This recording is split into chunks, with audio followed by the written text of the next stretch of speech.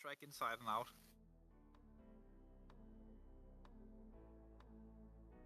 Totally not having a discussion here. Welcome, ladies, gentlemen, and people who identify otherwise for this great evening of racing, or at least we hope it will be, for the second round of the SSRI GT3 Tier 2 Championship of the fall of 2024. I think that's easier than to actually say the season number as we are standing currently. I have not been following this season so far, so I've been a little bit busy elsewise and occupied with educational stuff. So I wish I could tell you what happened in race 1, but yeah, you know how it is. Sometimes you just miss stuff.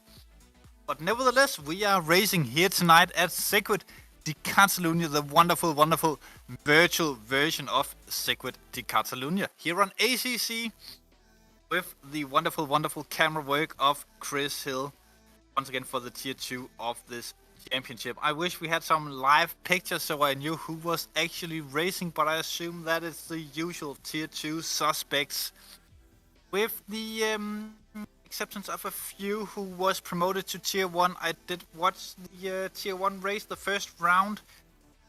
Didn't manage to get the Catalunya round as I was a little bit busy there, but yes, now we have some live pictures here from the practice.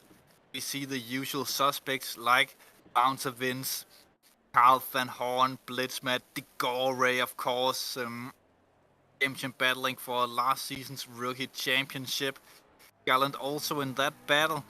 I think I mentioned Cohen Keynes, Paris as well, Frank Hopp, Actis, Shuk Vivard, who's doing his return to a full season of racing. Good to see him on the grid.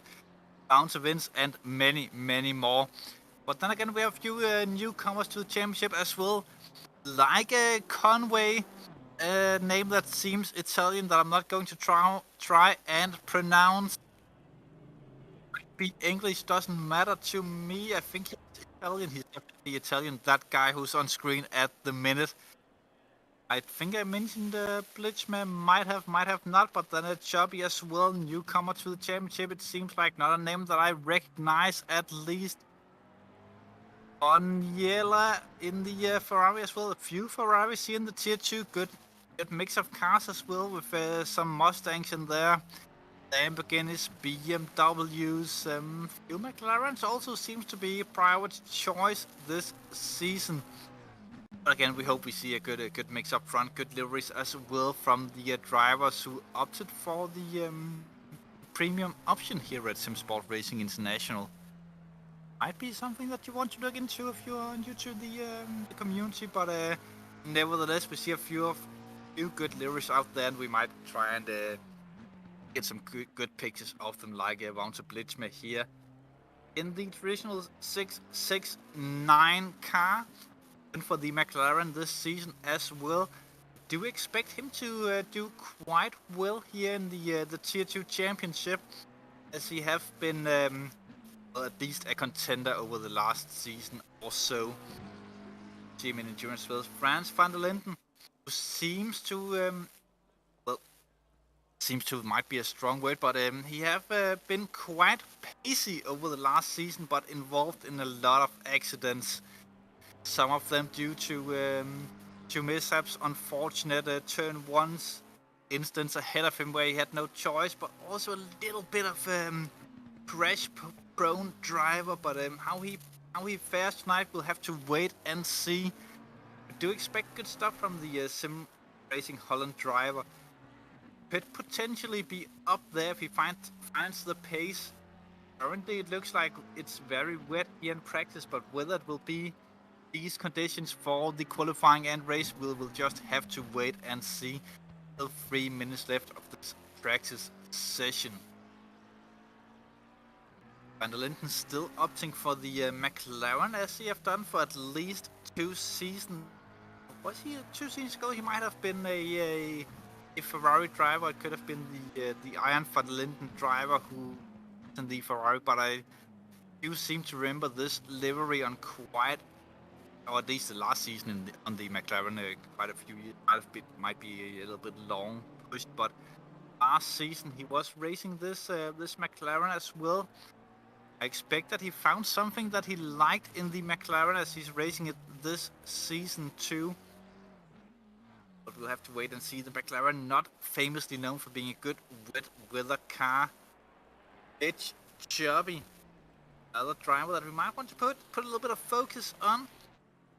I don't recognize the name from last season here in Tier 2, but he's here this year in the AM category, racing the Ferrari, the Canadian driver. There have been a few Canadians doing quite well in the championship. They sometimes they're a little bit excused by hit instance due to their internet connections and stuff, but we'll see how he fares tonight. As long as he can get cleanly through the first couple of corners, he might be in with an actual chance of pulling a great result. But we will just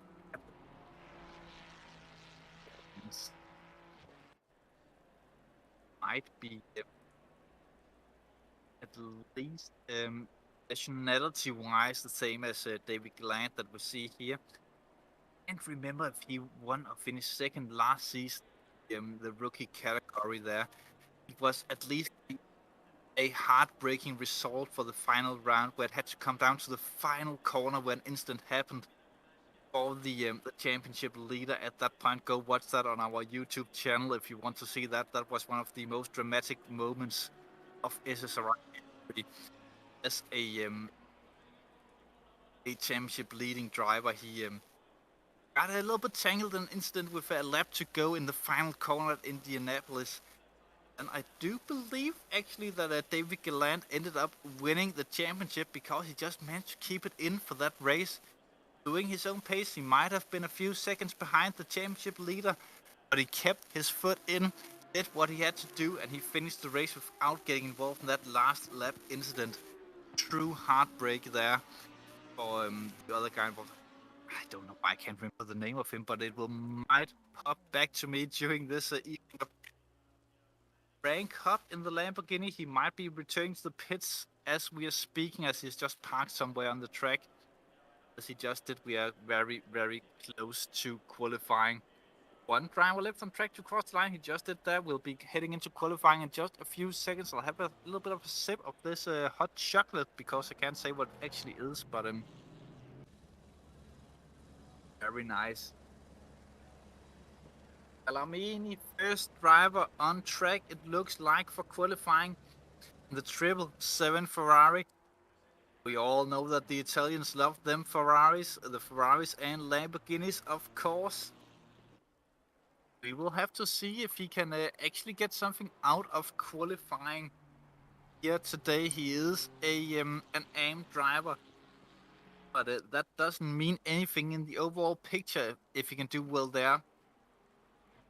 But wet conditions for qualifying, it does seem that the rain will ease off a little bit during this session. But yeah, we'll have to wait and see how that impacts the drivers. It's all about being on the track at the right time with the right tires to get the optimum lap in. I don't think that it will be dry enough for dry tires during this session, but well, you never know. Sometimes us commentators, we are just completely wrong and someone will do a Hail Mary attempt nearing the end of qualifying to get that one magical lap in. If you're wondering what types of cars that we're racing tonight, then it will be the GT3 class of FIA grade regulations. If you want to put into a little bit of more regular guide terms, then it's sort of like cars that you will see on the streets, but like super high end, super fast, super sporty cars, like sports cars or hypercars, converted or often not throttled down a little bit to fit within the regulations of horsepowers, and then with a crazy body kit mounted to them as well, spoilers and splitters and everything good from all parts of the aerodynamics perspective. These cars might not be as fast as your regular Ferrari in a straight line, but I'm telling you, these cars, they will do much quicker lap times around a racing track. Doesn't matter if it's a BMW, Ferrari, Ford Mustang, Lamborghini, whatever you might think of, these cars will be quicker around tracks like this. Especially here in the rain, with fully wet tires. And of course, the great aerodynamics advantages.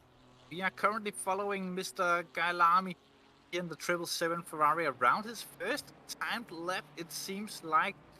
The little picture in the bottom right hand side of your screen will be the onboard pictures where you can follow the steering inputs of the driver, and then in the main screen, of course, we see it from the wonderful camera work of Mr. Chris Hill. That if you're out there on YouTube, you might want to do a little bit of applause for him, as he has been here for as long as I can remember. That's why we call him Mr. Grandpa himself. Might have more knowledge than your regular averager out there, but no one actually knows. Some say he's a wise old British guy. Others say that he's just an idiot who have nothing better to do than camera work here on Tuesday evening. But that's up for you to decide. I've just heard in my earpiece that Chris Hill says that it's the second one most likely. But qualifying is underway. First time on the board, would like to be here from the 777 car if he keeps it clean around the final couple of corners, and he'll be the benchmark for all the other drivers. In these, it might be a little bit of a stretch to say drying conditions, but it will at least, the rain will drizzle down a bit during this session of driving. A lot of guys cannot get close to each other. Mark Conway overdoes it a little bit there. One corner after the Emperor corner here at Sigurd de la Sarda and puts it into the wall. He might not have that much damage, as he seems to be trying to get room to go back out on track. Might believe that this is the optimum time to put his lap in, but he have to be very careful now that he doesn't invalidate his next time. Does find a room there on track. I think that's Frans van der Linden who is out in front of him. Might get a slight advantage of the slipstream down the very, very long main straight here. Wout Vince actually fastest after lap 1 of qualifying, or at least the first timed lap.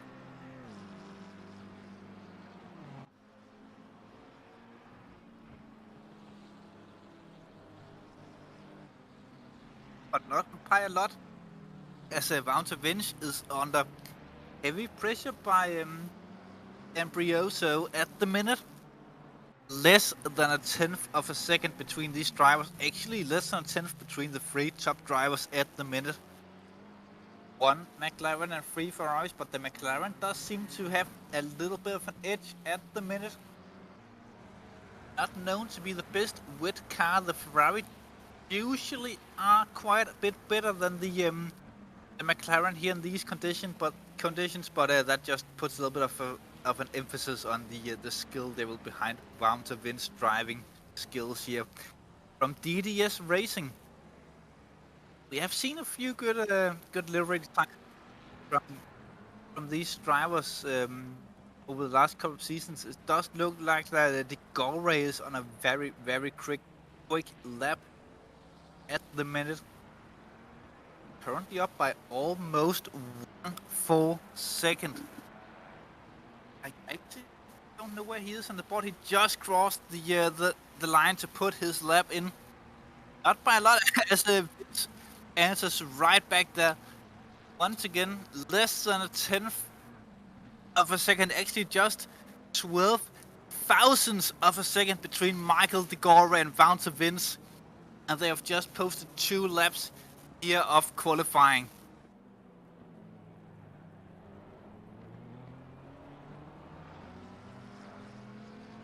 Luca looks to be quite quick on this lap, up by about 1.2 seconds. That could put him near the top of the boards as he goes third fastest.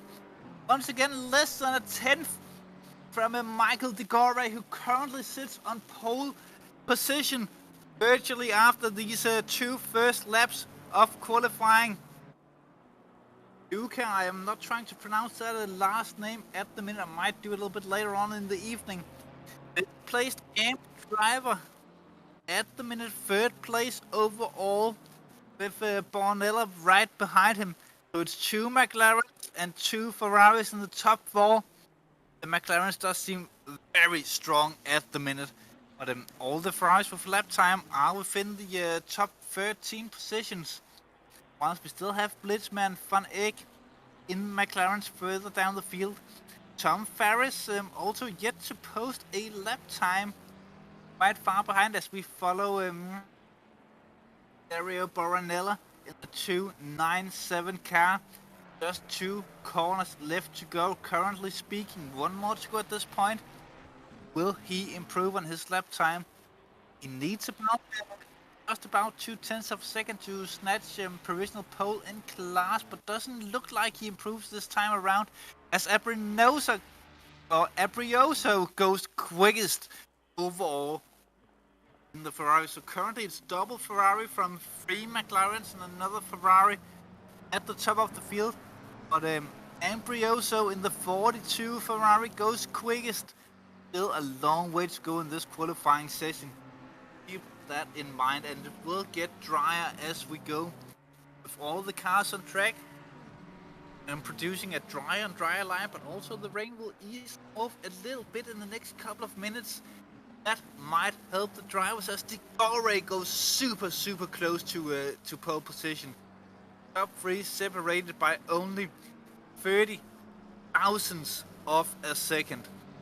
With Abrioso, Michael De Gore and Mark Conway in the top 3 positions.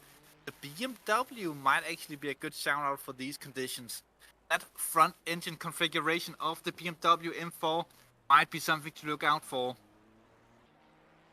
But then again, a few Mustangs as well in the field. We haven't seen that much with driving from the Mustangs here on Sim Racing Sport International. So we'll have to wait and see how they perform in these conditions. I couldn't imagine from my own personal experiences that the Mustang would be the best car in these conditions. It is naturally aspirated, and basically the TSC functions of the car. You want to run that car with close to 0, at least as close to 0 as you want to. Abrioso seems to be improving, and he does improve by quite a bit. Up by 0.3 of a second to De Gore at the next car to cross the line. Currently P4. Carl Van Horn, what can he do? P2 at the minute. 22 thousandths of a second behind Abrioso. It just doesn't seem like anyone have that upper hand in Abrioso. Every time he puts a lap in, seems to be just a few thousandths of a second quicker than everyone else. Rank up, he looks to have invalidated that out of the final corner, which means that his next lap, or that will be the current lap, might be invalid. I would expect it to be. Cohen seems to be improving by quite a bit. Can he improve on the board? If at the minute for Cohen Gaines. One McLaren, the FedEx sponsored car. I really wish that FedEx could deliver packages as quick as he can drive. That would be lovely. Axis across the line. I think he might have invalidated that lap as he doesn't jump further up the board. But again, valid effort from him. Again, track will be drying out, so the lap times on the board at the minute, they will very likely go even quicker as we progress in this qualifying session. Then again, Abrioso seems to be quite quick here in the wet conditions. It seems to be soothing that Ferrari quite a bit. Currently up by only 22 thousandths of a second, but then again, it's just that slight bit of wheel spin coming out of the corner, and you have that deficit. Get rid of that, and you could possibly beat him. Michael De Gore in the Ferrari. Beautiful, beautiful GT3 livery on the Kessel Racing Team Ferrari. The number 9 goes down the... I think this is one of the more tricky parts of the circuit where you break into this corner. You can take a little bit of curb on the inside. You want to use as much of that astroturf as possible. But getting 2 wheels on the other side of that curve will invalidate your lap time. Didn't seem to do it that time around. He's still on a good lap, as far as I'm concerned. Coming in Emperor corner, remember this is not the current F1 configuration. It's the very old one. Some say it's better, some say it's worse for this corner, but the next few corners are quite dreadful. Any car you're racing. Coming through turn whatever into the tricky right-hand corner that will lead into the very, very slow F-right chicane. I will call this the penultimate corner for most of the race, very likely. As he goes on to the straight, it's all about getting the power as early as possible and trying not to lift off and getting the correct line through the final corner. And across the line he goes to Gore onto pole position by 0.6 of a second with 7 minutes to go of qualifying. Michael De Gore goes quickest of all in the number 9 Ferrari. Does Abrioso have an answer for this? Or will De Gore be the one to take this pole position? Still a lot of time left to go, and the track will likely get even drier nearing the end of the session. It's all about being out there the right time at the minute, having the right tires at the right time. We might see a lot of people dive into the pits when we reach about 3 minutes left of this qualifying session. Try and have the best possible tires for the final part of this. Dario Buonelli, yeah, is improving by quite a lot from 10th position. What can you do across the line? Buonelli goes into P2, 1.1 seconds behind De Gore. Very close there. Best placed AM car at the minute. We must say good drive there from the 297 car of Dario. Jarko van Erik. The penultimate corner left to go, and of course the final corner. Around the corner goes. Can he keep the throttle in early on the front? Looks like no wheel spin coming out of it from this angle. Not taking the side curb across it. He goes. No extensions there on the exit curve. Used a little bit more onto 6th position. That is 4th in the pro or silver category, as he is just outdone by a few drivers there. Looks like Chubby is one of the drivers going up ahead of him, and the Carl van Horn might be the other one who just improved there. As Matt Pryor, British driver in the Mustang, this could be a very, very tough evening for him if the rain continues into the race. We'll have to wait and see. That's one of the risks that you run by picking the Mustang, one of the best sounding cars of all GT3s. Definitely one of the more fun cars to drive, but a little bit tricky, especially in these conditions, as you lose so much time running ACC in the Ford Mustang GT3. But across the line he goes into 12th position.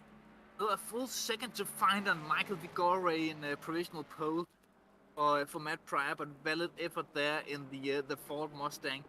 Difficult car to drive, especially in these conditions. Even in dry conditions, you might get a little bit too aggressive on the throttle, and you start getting some of that wheel spin. Most other cars, they can handle that a lot better than the Mustang. Carl van Horn currently in 5th through the Emperor corners. He goes. The tricky part of the first section, this right-hander can catch people out even in the best of conditions. But Carl van Horn looks quite great into the final couple of corners, the penultimate corners. He goes into here, the chicane leading onto the back straight. He might even get a good toe down towards the start-finish line. And Carl van Horn improve. He needs about a 7/10 of a second to go to a provisional pole. And on into third he goes. Good lap there from Carl van Horn and the Astro Racing team. 13 unlucky for some. The Estonian driver of Tontes improves to 8th position. 3.5 minutes to go here of qualifying. Best front engine car at the minute, which is a little bit strange to say, as the front engine cars usually perform better in these conditions. Bouncer Vince comes down the back straight. He needs the Emperor corner. Good corner there from him. If he can do so, he could be up for good improvement into the Emperor corners. He goes. First part, this is driver spotting, and conditions doesn't allow them to go any faster. Still a few drivers without a lap time at the minute, but Bouncer Vince showing how to take the Emperor corners into the final couple of corners. The chicane, the penultimate corners. The chicane leading onto the start-finish straight. Onto the curb he goes, not too wide there. Does he take the inside curb? Doesn't look like it, as that will usually throw you out. Uses a bit of the outside curb there. What can he do? Into second position, less than half a tenth, or well, literally half a tenth away from pole position from Bouncer Vince there.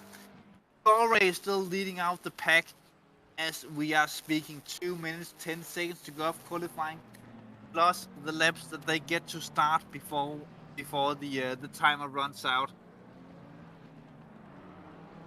Carl van Horn on a good lap through the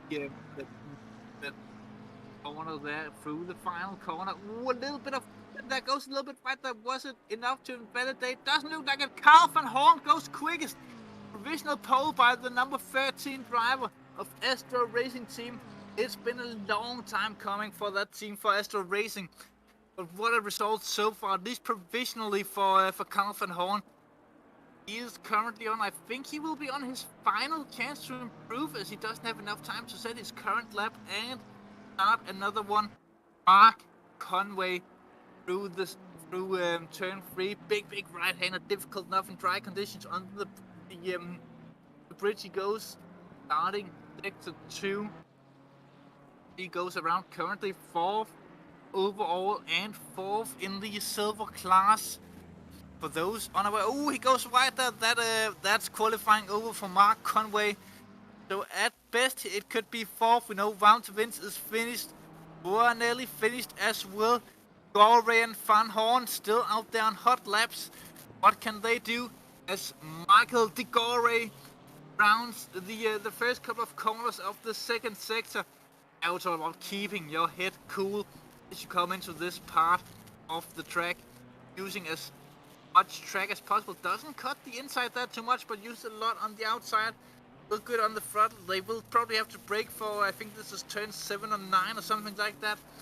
Here's Sigrid de Catalunya. Doesn't look to be too wide there, but uses the AstroTurf nicely. It would be perfect in dry conditions, but here in the wet, it might not be as good as you think, as you will lose a little bit of traction going onto the AstroTurf. Through the Emperor corners he goes. Third to last corners that I count, at least on the track, as you'll head into the final Mickey Mouse sort of section. Time have run out, to everyone out on a hot lap at the minute will be on their last attempt to improve here in qualifying. Van Horn will not improve further.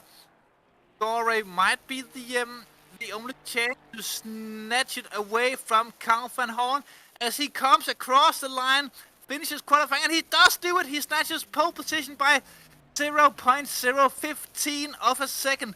Michael de Gore, provisional pole. Choppy still out there. Frans van der Linden still out there with possibilities improving. Van der Linden across the line. He'll go up into 7th position, still behind Choppy in 6th. But 5th fastest in the silver category. Good lap from Frans van der Linden, but he will be right in the Hurricane's eye for the start of this race. Ialani, the 777 Ferrari, we're following around. Driver, can he snatch pole? We'll have to wait and see. Currently 5th overall. through the final corner. He goes across the line. 15 for him, it seems like. I don't see anyone else except for Chubby, maybe, who's still on a lap out on track, but it is not an improvement as qualifying have concluded. But then I'm gonna have to excuse myself as I'm currently on a laptop, not my usual PC setup, so I actually don't have the results up for qualifying. I'll try and get them as soon as we go to live pictures. Please. I do believe we have some sort of a track guide at least lined up in the background that we'll probably have a look at before race time. It'd be lovely at least to have a look at Circuit de Catalunya though. Track guide might be in. Don't be fooled about that. The race might be wet. We still don't know the conditions for the race, but it would be interesting to see. So a track guide I think is coming up as we are speaking. I think that Crystal is working very hard on finding that particular file out there, and here we go. Funny, when we made this track guide down the long start-finish straight, very dreadful in SSRI, the from way back from SRHI way back when. And one very long run to there. Good overtaking opportunity, but multiple lines can be taken if on the attack or defense through turn 1, 2, turn 3. Very difficult, very long right-hand corner. You want to hook it on the inside as long as possible. And then as soon as you can put the throttle down and not run wide and validate your lap time, you want to do that. Into sector 2 we go on the bridge, braking point just about the bridge that goes over the track. This is a corner that starts sharp but then off a bit on the exit. Turn 4 we go. Downhill corner, we have seen many incidences here over the years. I wish that little Kings 6 and 7 will come up to here at the bottom of the hill. Those are very interesting corners. If you want to cut the inside as much as possible in the dry conditions and then take much astroturf on the outside as you possibly can to, without invalidating your lap before heading into this, I think turn 9 I believe it is. Something like that, very quick corner, some lift off, some hit the brakes and go hard on the throttle once again after doing that. Back straight into the Emperor corner. In Formula 1 these days they'll continue out on the wider route here. But we're using the older layout, or well, it's actually a newer layout as the Emperor corner, way older, but up left-hander, super stoked, good overtaking opportunity as well. This corner want to hook as much as possible as you come around it. Could go wide and try for the exit if you are very frisky into the final part of the track. Very sharp right-hander into this very short straight. Position your car as good as you can. Sharp left if your car is set up for it. Take the inside curves, the sausages the same on the right-hand side. If your car set up for it, take annoying yellow sausage on the outside. Final corner we go as early on the throttle as possible and use as much of the track as you possibly can. Across the line we go for one full lap, the virtual Circuit de Catalunya. Yeah, once again I don't have a YouTube chat open, so if anyone is writing anything interesting in there. Nope. Well, just told me that he informed you guys that I'm doing comms from the cafeteria, which is technically somewhat true. It's the library almost, as we are very close to race start. About 2 minutes until the cars go out to the formation lab as we go through the grid as we're speaking. Michael De Gore, great qualifying performance, putting it on pole. Very closely followed by Carl van Horn in the 13 McLaren. Down to Vince in third position, doing quite well there from his point of view as well in the FedEx sponsored car. Mark Conway in fourth position, rounding up the top four of the silver cars. Best placed front engine car, which is a little bit interesting as they would usually be a better option in these conditions.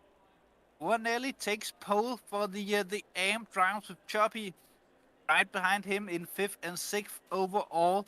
France, Van der Linden and Abrioso 7th and 8th overall with Cohen, Geens and Van Eyck rounding out the top 10, both of those drivers in McLarens.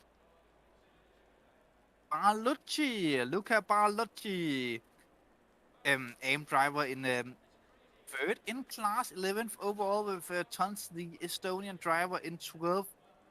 Lichma in 13th position in the 669 car with Edens right behind him. Lamy and Pryor lines up behind those guys with Beckenbauer and Frank Hopp behind those guys. Frank Hopp, we did see, I think, 2 seasons ago challenging for a top 3 in the championship in the Lamborghini. A little bit surprised to see him back there. Last season he didn't do as well as you could have expected maybe from a driver of his caliber. But we'll see what he can do this time out. David Gallant, defending and only rookie champion of all time here in SSRI. He'll have that to his name for quite a bit of a time as there are no rookie championship this season. Ferris and Arx is behind him. Duke Vervaart in 22nd position and Van der Wood in 23rd.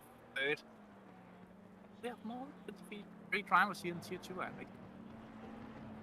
Vervaart starts from the pits. It looks like he doesn't want to take the chance in turn 1 in the wet conditions. That could probably be a good decision from him, considering the track conditions and the history here at Sigrid Dealers. Oh, yeah, Sarkville is obviously, but Sigrid de Catalunya, of course, we're talking about here in SSRI Racing.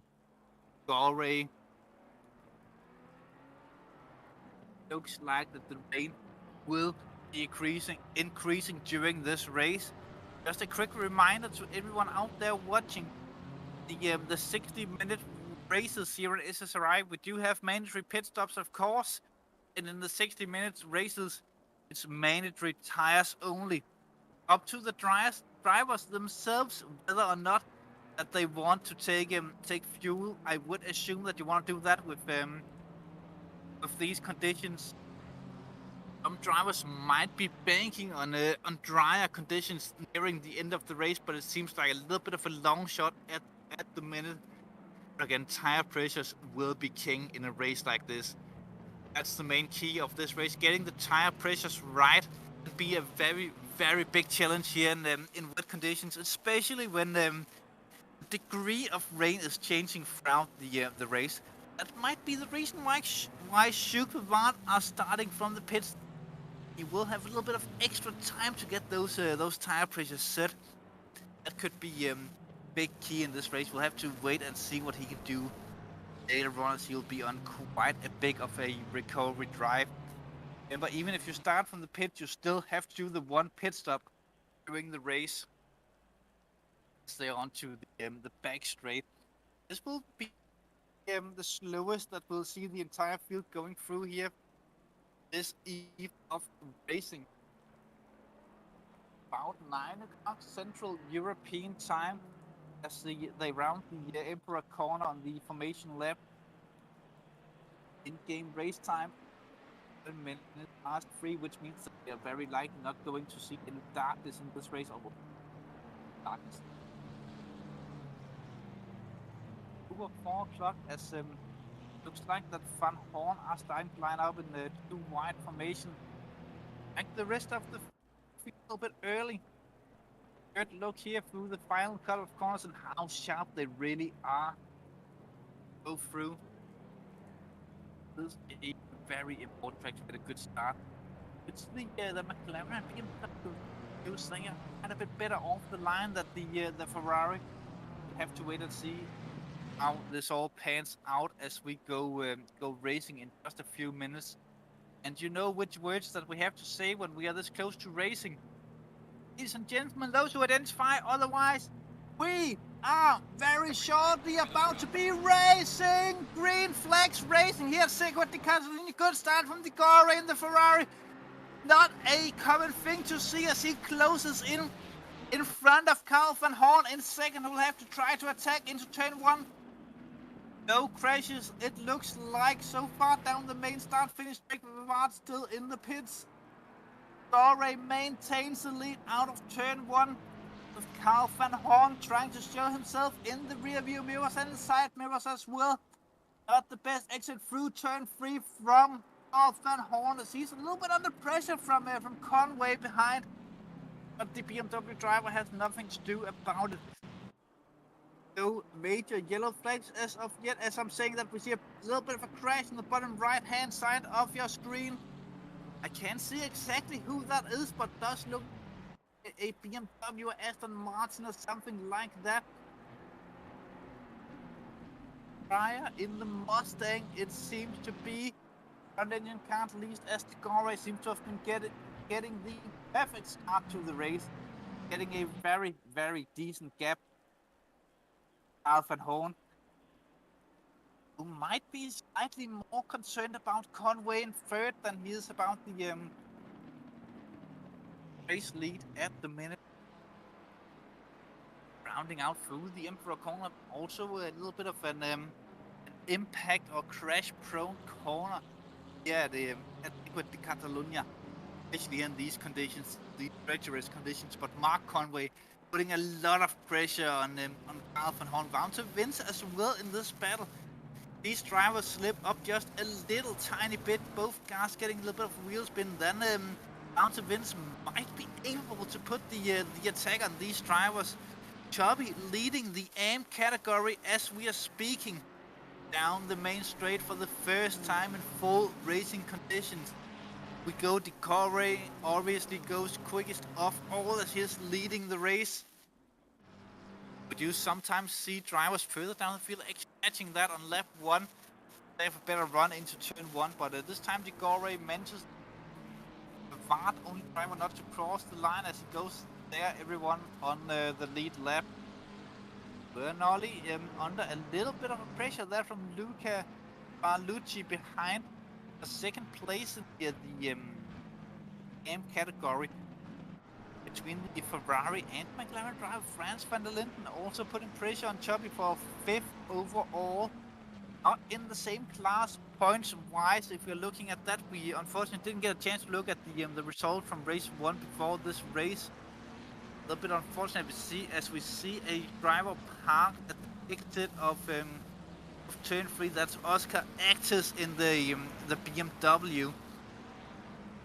He will be on for a little bit of a recovery drive if he wants to get good points out of this. Let's see Actis in quite a few good battles last season. I do seem to remember that name from a lot of very fond memories that I had. There in Frans van Linden as we are following at the minute in the Sim Racing Holland car, the 65. Long time drive. And generally Abriosa must have been involved in something as he have dropped all the way down to 21st position. I personally haven't noticed that before this, but he definitely dropped quite far back. He was in there for the battle for pole position in the race, or at least in qualifying. He must have had an awful start to the race. He a little bit of a comeback, but remember in the wet, just go a little bit off the line in on lap 1. You're very likely to go into the gravel, and if you're out there, then almost game over, and you'll have to recover through party of the field. Currently 15th, Frank Hubb, best placed Lamborghini at the minute, and only Lambo here in tier 2. The 217 car, the Lambo, very, very good car to drive, I must say personally. Looks like he came a little bit too hot into turn 1 there. He will be put under pressure by Belitchme from behind immediately into turn 3. Different dice, looks like Belitchme seems to be further to the inside, but Hubb does manage to get that angle correctly there to defend the position to Belitchme for 15th at the minute. Lambo driver of Team D. Maybe Belitchme could tell me at some point, or Frank Hubb could tell me at some point what that means. In YouTube chat, I'm relying on Chris Hill to inform me what's going on there, as it looks like the 2 McLarens run wide there behind. Both of the cars trying to outbrake one another. One of them was definitely Cohen Gein. The other one could have been Ferraris. But yeah, Gein's going a little bit wide there at least.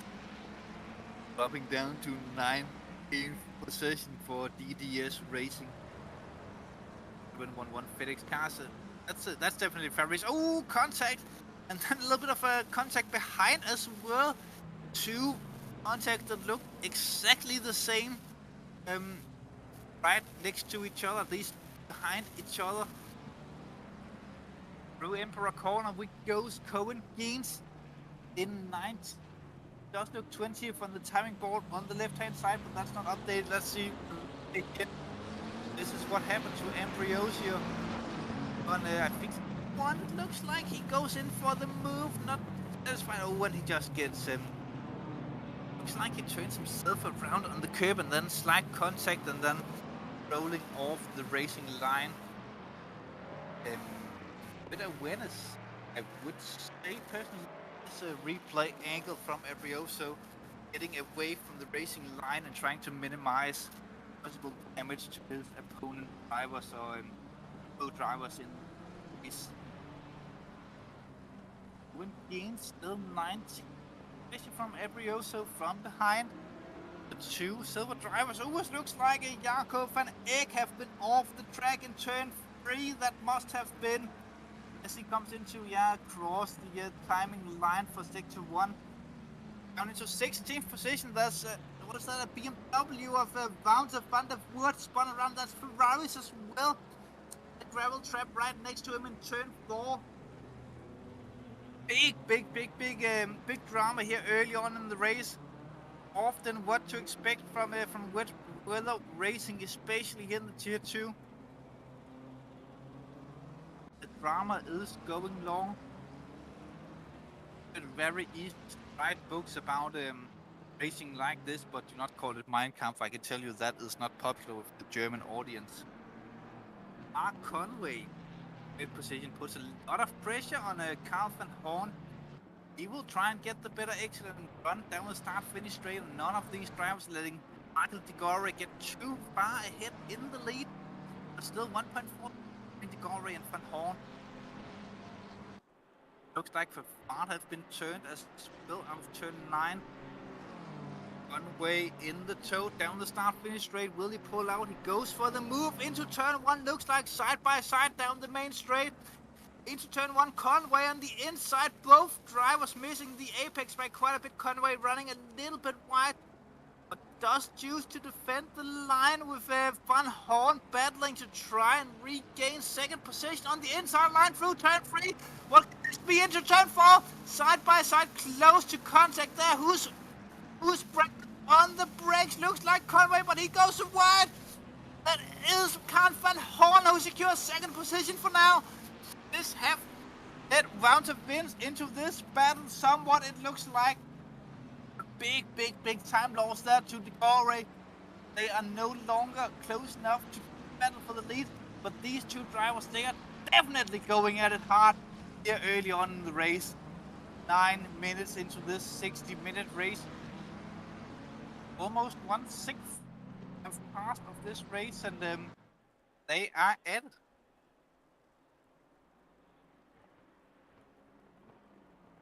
Turn 9. Van Horn to break the stream a little bit there from Conway. As Conway goes through, Van Horn goes a little bit wide. It looks like Conway into second position for Team WRT. That is just a slight mistake from Van Horn that costs him dearly, as Conway have moved up onto the second spot in this race. So now it's Van Horn who have to defend from Wouter Vins for third position and the final spot of the podium. Conway into second, and he chased down Michael De Gore. A little bit of a slide there coming through the final corner. That's not good for Conway, trying to break away from Carl van Horn, who definitely have the overspeed coming turn 1, but not close enough as of yet to try the move. Unless if he made the scent of the century, of course. Conway going through, still second. Wouter Vincent fourth. Could he potentially get underneath Van Horn? No, too far away. The camera angles was breaking me a little bit there. But once again, looks like that Conway takes the much wider line there through turn 3. That could just be a matter of the strengths of the BMW. But he doesn't seem to be able to break away from the two McLarens behind, as both Van Horn and Vince are chasing him down quite closely. As we are speaking, of course, Vincent, a 213 DDS racing car on board with Vince now. That's, oh, you can see nothing from his point of view. It's just a big cloud of rain ahead of him. Can't even see Van Horn's car. It's just rain kicking up. He must know this track inside and out to be able to run this close to an opposing driver, especially a black car like that. That's so hard to see. These conditions, it doesn't matter how fast your windscreen wiper is running, you can't see anything when you're in these conditions. Only when you get so close to the car head, you know where they actually are. It's very tricky and very much of a mind game when you are a driver in these conditions. It's so difficult to attack the car ahead of you because you actually don't know where it is on track. It could be 5 meters ahead of you, it could be 10 meters, maybe even 20. You have a clue for the rain being picked up from the aero packages from behind, especially those diffuser and suspect three cars. Just look at this as we're coming onto the start-finish straight. It's not that close to Van Horn, 7/10 away, but yet you only still see some mist ahead of him. Nothing to indicate all where he is. Van Horn goes wide there, takes the exit road through turn 2. Will Wouter Vince get this through here? He does seem to be on the inside line there, side by side. Van Horn, Wouter Vince for third position, or second position in the race. No, it's third, it's actually third position. Wouter Vince snacks it away from Carl Van Horn, who seems to be dropping like a fly in this race. Then again, Van der Linden doing some great progress up into 5th position. Finally got through a Joby and Barlucci. 2 drivers leading away in the AM category. Luca Barlucci still leading that in the number 8 McLaren. Oh, well, 2nd place in the number 8 McLaren, but he's under severe pressure from Baronelia. And of course, with Chubby right ahead of him, this is the top 3 battle for the AM class in picture at the minute. This is how close the racing is between these guys. I would say roughly a second from 1st to 3rd in the AM category. As we're coming through the Emperor corner once again for the 6th time, side-by-side action there. Luca Barlucci takes a 6th position and the lead away from Chubby in the AM category as they're coming into the final sector of the track. A little bit too late on the brakes there, it looked like from Chubby. That just left the door right open for Luca Barlucci, who takes the lead of the AM category here at Circuit de Catalunya. And this early in the championship, this could be huge for his championship contention aspirations or something like that. Yeah. Long set. Some random guys going out there. I hope you have your coffee, your beers, your drinks, whatever ready for the remaining 46 minutes of this race. Almost a quarter through the race already. Doesn't seem like it as Frank Hub goes to the attack on Hagenbauer for 12th position. Frank already through into the braking zone. Hagenbauer just seems to drop behind, but Frank overshoots. Hagenbauer goes through.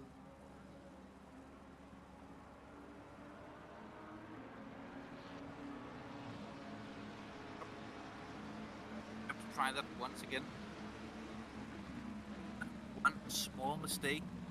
That's what cost him about 1 second of time here around this track.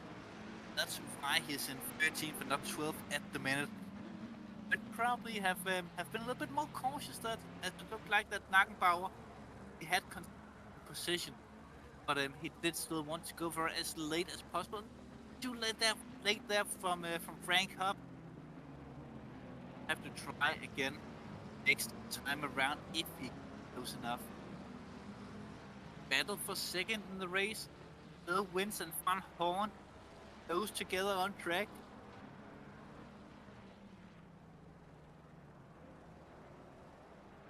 What happened? One way have dropped down into the area of Van der Linden. Lance Van der Linden actually quite good pace here in the whip in the 5 Sim Racing Holland McLaren. Not finished great, but if I would like to help you of Mark Conway right into turn 1 on left. Conway makes a little bit of. That's the thing you never know in these conditions. It is 3 or too much steering input when you're braking. You will go straight lining it through a braking all of your possible time. Yeah, Van Linden is very, very close Conway. Keeping the pressure on him as Conway goes a little bit wide there. Can Van Linden on the inside? No, just not close enough that time around. Long corner. Or Van Linden to do that, but Barlucci gets close to Van Linden now. Now Van Linden will have to think about defensive driving as well from a fellow McLaren driver.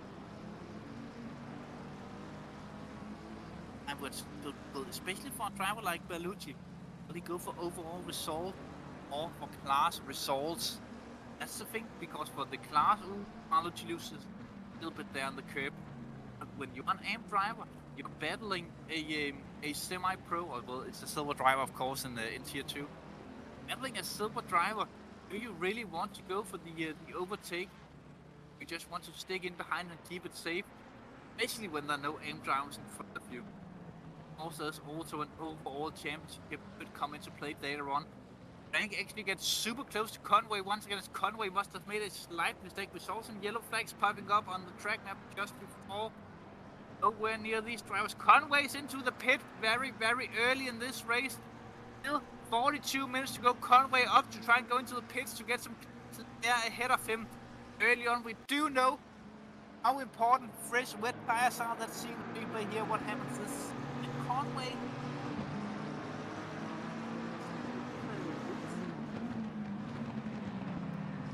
Oh yeah, Conway did. So that's how Conway compared. Conway is not a. Conway. From a little voice in. If it did so, that must have said his pins that you're incorrect in that.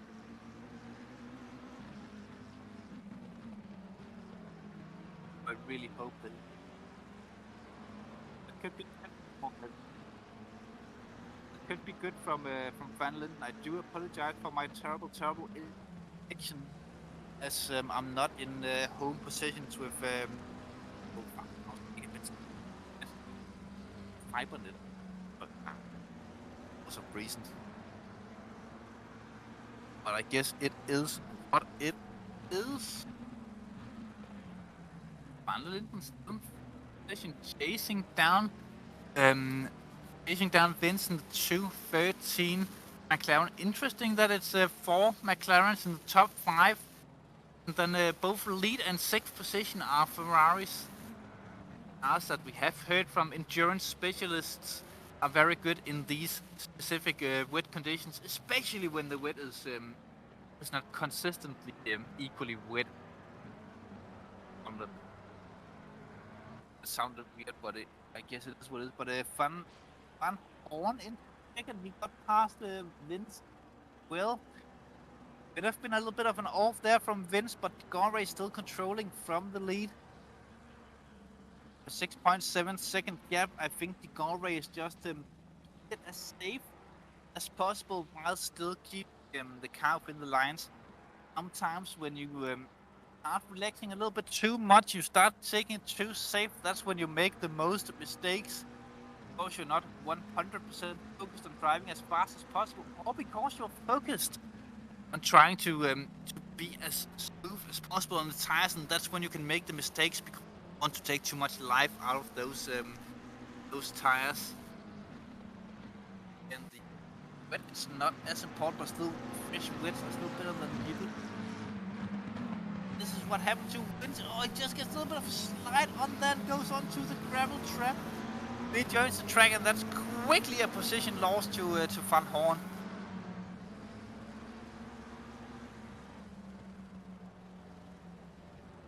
Let's see if Vince can close the gap to Van Horn.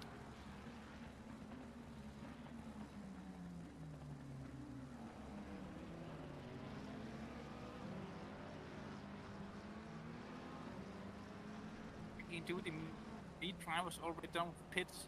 Mark Conway, good position. We also pitted to get into clean air, and then David Gallant as well. Mustang. Either Van der Wood is in the pits as well. He have been in some difficulties, sort of say, as he have been passed by Conway already. Out in the pits. Has been passed here in the battle for in the AM category. Mitch Chubby, who have fallen back a bit from the start of this race. If Gialamini ahead of him. Both in Ferraris, very, very close together.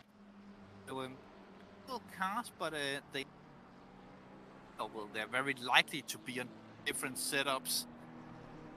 So for these drivers, it's all about how you set up the car. For those who don't know about GT3 racing, so if you're in the same car, doesn't mean that your cars are exactly equal. Change a lot of things on these cars, everything from camber to toe to aero, suspension settings, anything you like basically, except for the gear ratios. Of course, regular engine tuning like extra turbo and stuff like that. That's obviously banned and not in the thing.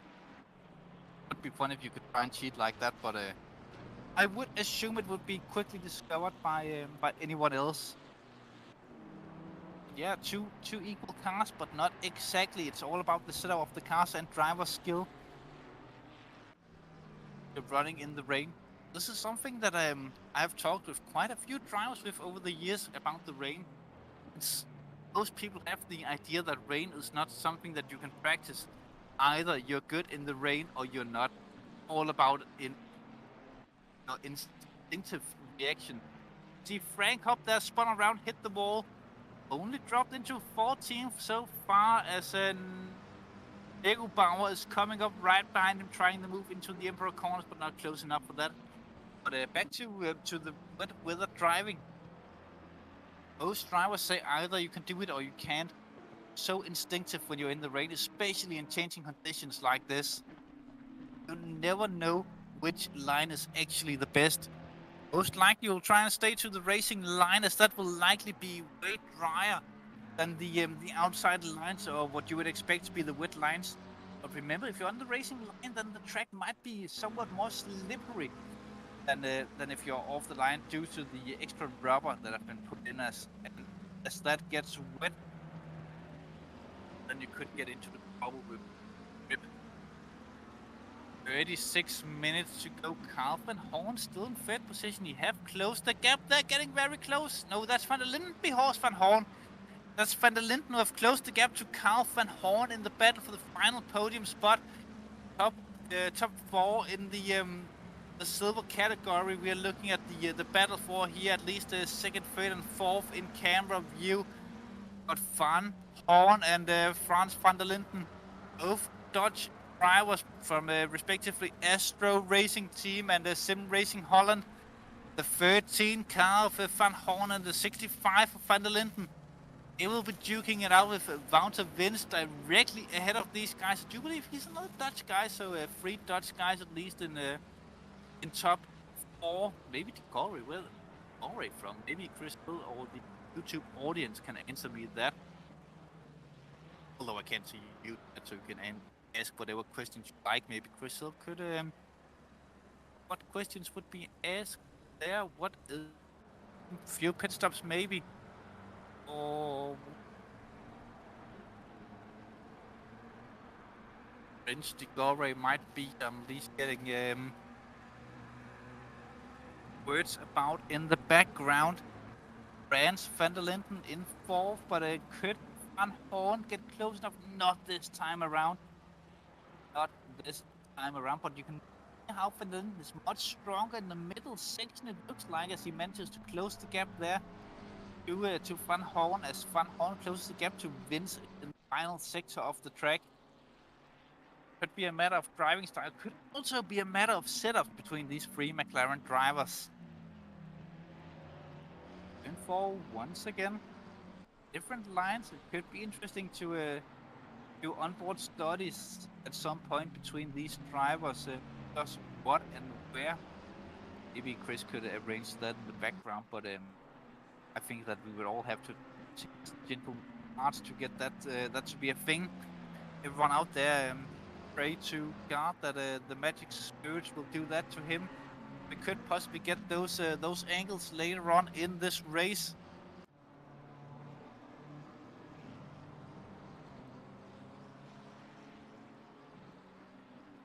Cameras using the same amount of the S cars behind there now turn 9. For a corner we go. We are getting very, very close to the halfway pit stop window. But again, in this when you never know the exact condition. Some drivers might have elected to go with a lot of fuel, possible hoping for dry conditions near the end of the race. Currently looking at the weather forecast, it will be raining for the remainder of the race. It will decrease a little bit end of the race, but wait and see by how much. Ditchme here we're looking at trying to close down the gap on the Ferrari head of Bauer. Have been named by many names of race. How it goes, a car have retired. Looks like 20 cars left on the server. Van der Voort 22nd, but 2 laps down as well. But expect disconnected quite a while.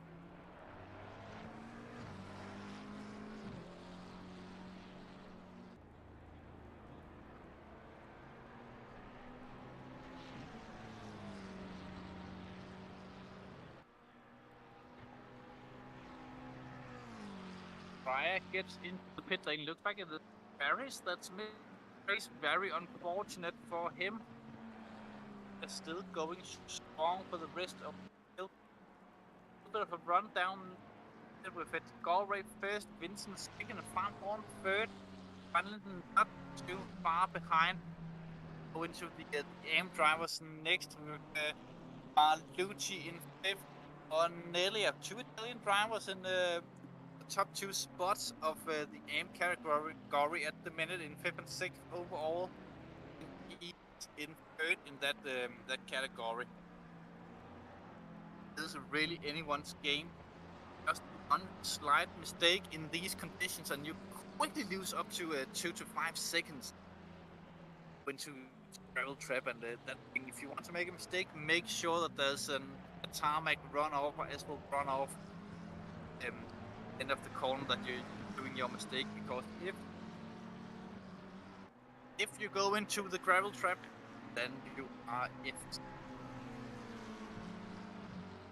Also, I've been told that I can't say words of expertise, but no excuse so far this of racing. France van der Linden, they're getting closer and closer. It was so slightly though to Carl van Horn in 3rd. The number 13 car, just about half a race to go now. Van der Linden very, very close there through turn 3 to Carl van Horn. Could he potentially do something with the pits? Remember that both drivers will very light. Well, they have to take new tires to 1 hour race. But it's all about how fast can you get your car slowed down with the pit entry. How quick can you get on the limits on the way out? How good are you at hitting your marks? This race, or at least the podium, this race could be decided if ever have done the most of pit practice in the rain, mind you, in the rain here at Circuit de Catalunya, at least the virtual Circuit Catalunya. Finally putting enormous pressure on Van Horn. But the thing is, do they want to pit now and take tires and pressures for these conditions, or do they wait, try and get the most optimum pressures for the final 5 or 10 minutes of racing? But look at this gap between them. Less than half of a car between Van der Linden and Carl van Horn. Put your bets in there in the YouTube chat. Lucky for some, but whether those some are these drivers, never know.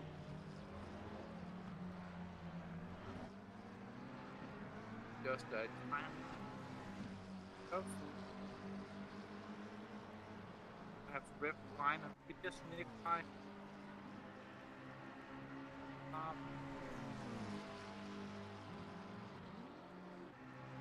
I on the guys liking the red line, but in the background. Okay.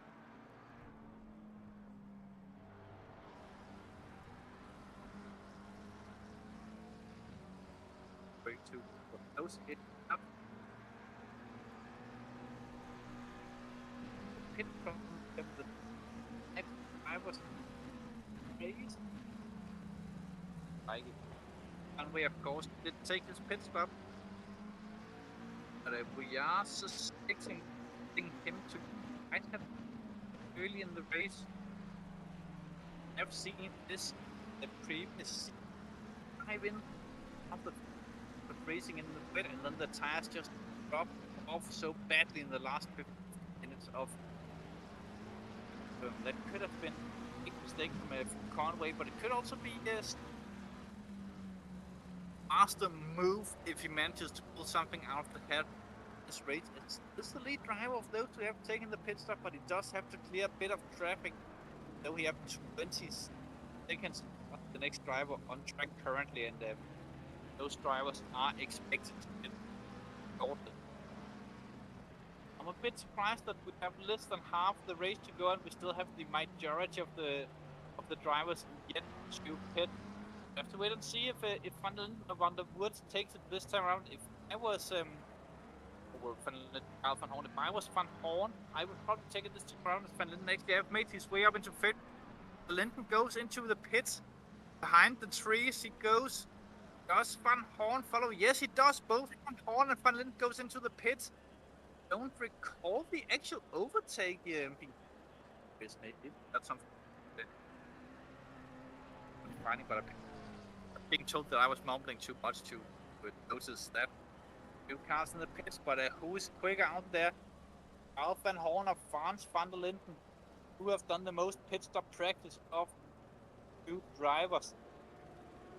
I assume that we'll get the full 30 seconds of stop cars here, even though it's not the probably most exciting pictures. The exit of this will be worth it all. I guarantee it, you guys out there. This will be a sight to behold. The gap between Van Linden and Carl van Horn, that could be very, very decisive. Just about 20 weeks of racing. Horn in left hand and Van Linden left hand. Van Linden moving. Looks to be coming out of the pits ahead, as he also came in a bit ahead, but Van Horn losing a lot of time there in the pits.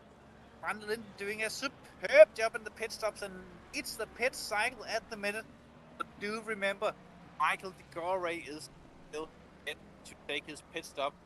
Yellow flags, that's the 6-9 car. That's Blitzma, who have had a little bit of an in just ahead of Van der Linden as we're coming around turn 3. But he is going once again. That shouldn't be a problem. And big power into the pits as well as we are speaking. Hard to say how that will impact their races. Following the front a bit. Well, that's Carl van Horn who have come out in traffic. This could hurt his potential chances of regaining time on Van der Linden. He's stuck behind Chubby at the minute. Chubby, who have fallen down quite a bit in this race. Very unfortunate for Chubby, but doesn't look like that he had the pace over the race distance so far. These conditions very good over one lap, but not so much over the race. It looks like he might have been involved in. We'll have to wait and see till later on, as we might get some highlights. Big pit stop round now going on. Barlucci, Buonelia, Edens, Tons, Eanes all have come into the pits this time around. As Carl van Horn looks to be getting through into 11th, he does, as Chubby goes a little bit wide there. Emperor corner. Good drive from Van Horn, but did lose a lot of time in that situation to Frans van der Linden. Might have pulled the gap now, capable to control the fate second position in this race. As long as Van Linden can keep it within the wide lines of the track. But look at this. Van Horn is actually not that far ahead of Conway behind him. As Chocolate goes into the pits, Conway in the background who hits the wall, coming out the final corner. That's Conway's race being chopped into pieces there. Big mistake there. He might have hit the inside curb, might have been taking a little bit too much of the AstroTurf on the outside. Smart drivers take the pit stop as the yellow flags are waved through the final corner. Conway back moving. I wonder if he took damage to the front end of that BMW there. Could be very hurtful for him, but I think we can at this point count him out of the battle for top 3 in the championship. The fun fact about this track actually, where I made my original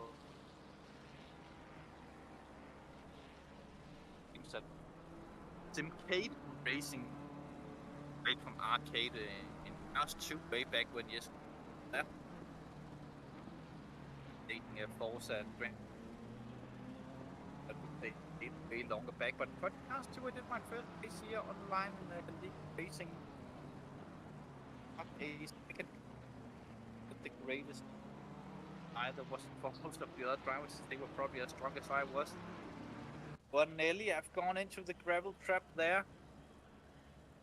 Then over all, that's Frank Hopp that we're looking at. Frank Hopp stationary again out of the final corner. There seems to be some sort of issue with cars through that corner at the minute. Maybe they're getting a little bit too confident in the drying conditions.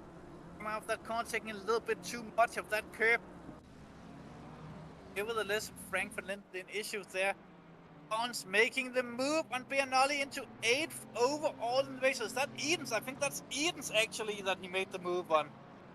Bons, the Estonian driver in the BMW in the 1-4-3, moves into 8th position through the final couple of corners. He goes one more to go to round out this lap. Only Blitz and Gialami ahead of him that he can expect to make positions off after the pit stop round. So virtually 7th for him, or which is 6th for him, I believe. Good drive so far from the Estonian driver, showing how much it rains. Estonia driving to this. Galway comes into the pits. He does from the lead of the race. Michael de Galway pits should come out ahead of Monza if he haven't had a disgusting in lap. Or if he doesn't make mistakes at entry. Still, no one. Ooh, that's Buonelia once again off in turn 3. At least entry to turn 3 it looks like. We haven't had a very good second half to this race so far. Drops behind Pryor. It looks like 12 overall. So he started as 13. Yeah, that's confirmed. 12 overall for the Ferrari driver. Big gap up to Pryor ahead of him. Bellamy, I think that he will actually come out, maybe not leading AM class, but on the podium he might be ranked up. We are following here just to see if he makes any more mistakes, not to put any bullying on Mr. Up, of course, but they get a commentator and then we have to see what 20 minutes of racing to go, about a third of the race. Elami, final driver to make his.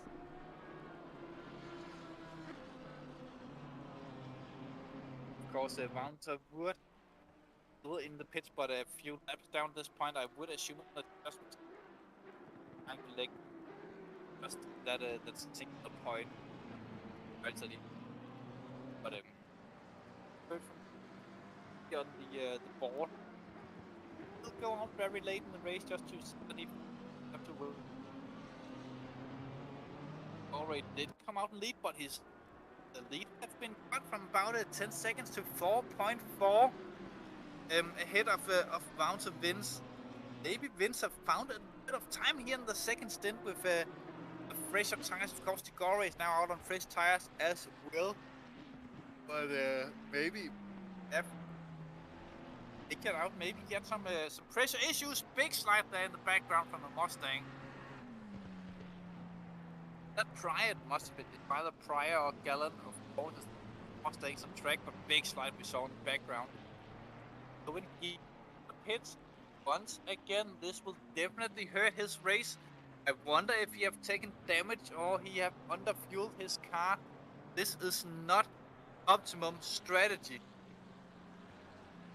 But bouncer wins, a lot of bouncers, of course, in GT3 for some reason. Bouncer split. Bouncer Wood, Bouncer Blitzman, Bouncer Van der Boer. The bouncers we have here, a lot of those guys a little bit wide there. Ultimate chain, but with a big gap down to fans Van der Linden. But Van der Linden have been on the move in this race. He is closing the gap ever so slightly to Bouncer wins. If Van der Linden manages to catch up to Bouncer wins, that will be a heroic drive. Word that I was looking for from the Dutchman. France Van der Linden have been doing so well in this race. It's been a long time coming that he got a result like this. If he can keep it going for the last 18 minutes of the race, of course, I wonder if he can catch up to Vincent. Whether or not that he attack when he gets he just try to secure second place in the race. That is a very question. The event of the GT3 Racing team also now that medics delivering down the field, shoot the VAR at the also yellow flag early in the race, up to 19th position. Virtue of just keeping the car in there, not making too big mistakes in the race. Obviously, I expect any driver who's back to have been at least offline once in a race like this. This is raining after all, as we're speaking about Chip, of course, you go right in a corner. But I guess that's how it is when you're commentating. Every time you mention a name, they will do something wrong. Commentators curse, I guess. Let's try not curse Sjouk Vervaart too much, as he is one of those going on there. If you want the larger story about that, then go to our Discord page and yeah, ask around. What was this been for? Big guy as well too.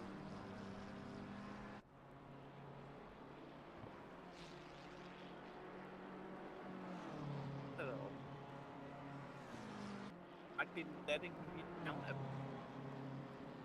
someone whether or not you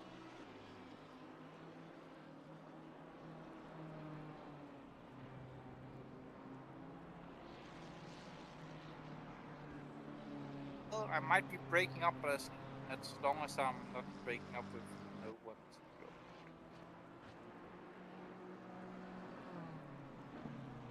Whatever, we are still racing at Barcelona, so it's all good.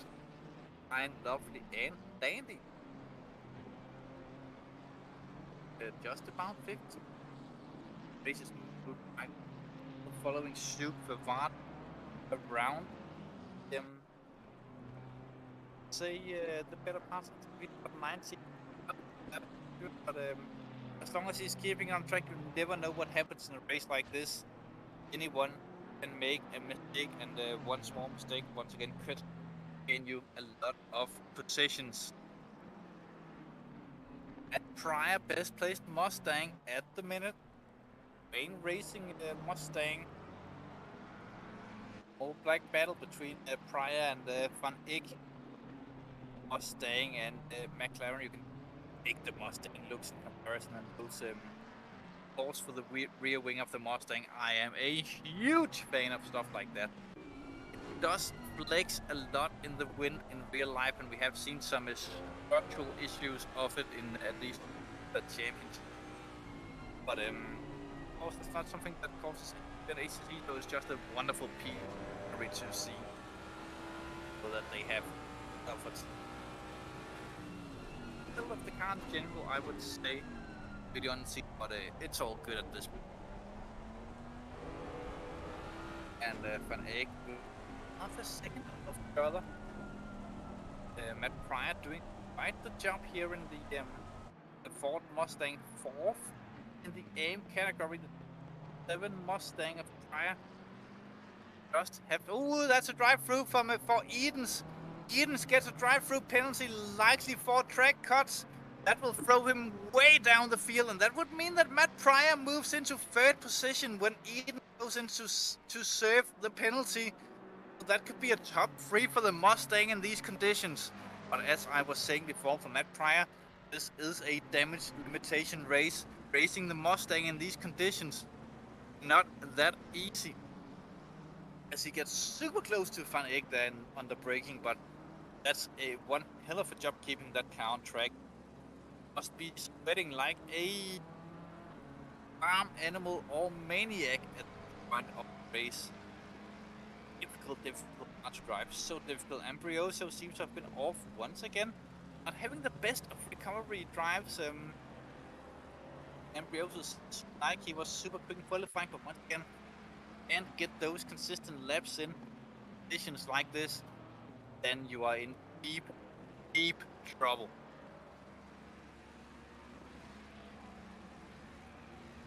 There are a few races left to gain a championship, of course. It's still all to play for us. We're second round of the championship.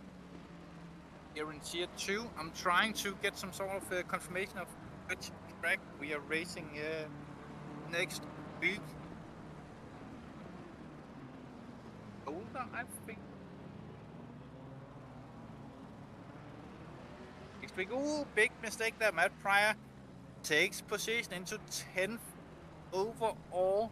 As Eden are still yet to serve the drive-through penalty. He'll obviously have to serve within 3 laps of when he got the penalty. So that will be another position for Pryor, which puts him virtually into 9th position of this race and 3rd in class. Good drive from him there. And once again, Pryor did the right thing there, putting the pressure on the car head. Eden goes into save it. That's the car we're seeing moving slow in the pits there. Back to Pryor. He did the right thing, just applying the pressure on these conditions.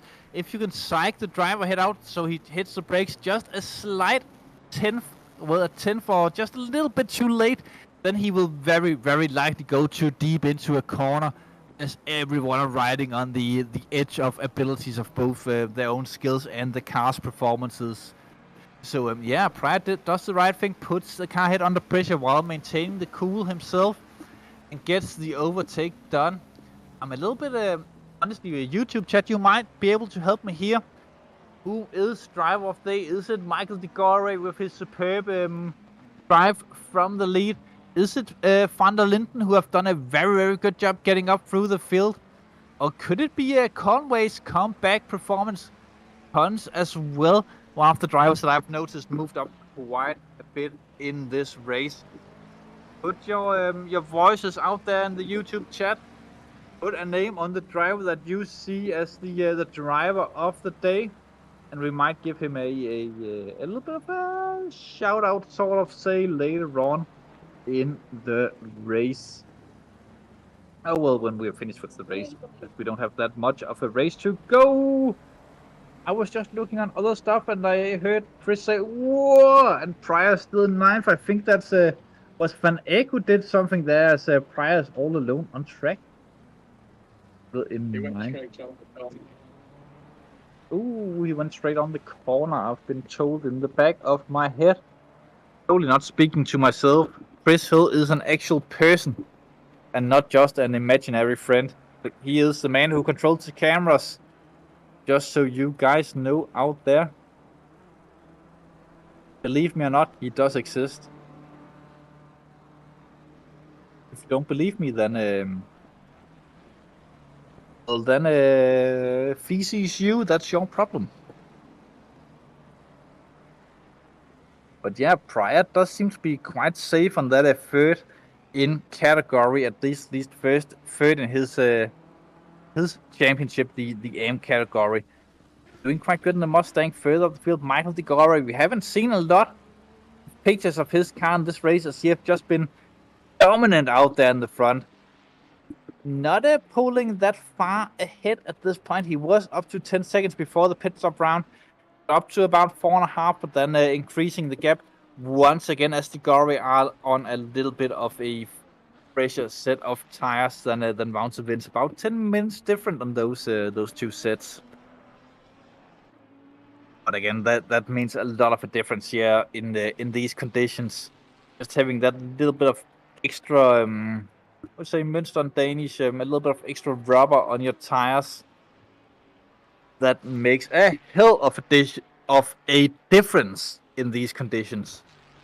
But Michael de Gore controlling it from the lead. We haven't seen any yellow flags from anything, so that must mean that he has been under control for this whole race. At the minute, it doesn't look like he's taking too much risks going through the corners, as he might have found the balance between driving fast and conservative. That's Frank Hupp, who spun it into the wall directly ahead of him, but no time lost there for Michael de Gore, who still leads. But Hupp not having a great day in the Lamborghini. He might not agree with me that the car is good in all conditions and a very drivable machine, but that could be down to setups or livery. Of course, we know that the UTM livery is always the best livery in the world. No bias. UTM obviously unsalted motorsport, but yeah, Michael de Gore, 8 minutes left to try and just keep it on track. And a 6-second lead, or almost 7 seconds at this point.